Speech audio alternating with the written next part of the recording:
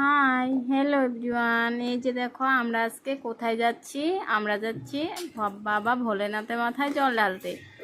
তো এই যে আমরা সবাই রেডি হয়ে রাস্তাতে দাঁড়িয়েছিলাম।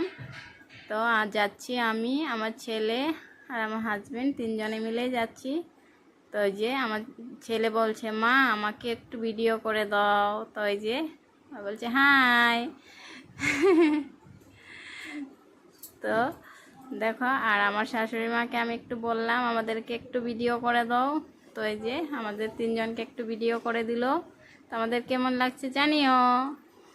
তো এখন আমরা যাব, তো গিয়ে ভিডিও করে দেখাবো। এই যে দেখো আমরা এসে পড়েছি মন্দিরে। এই যে অনেক ভিড় ছিল,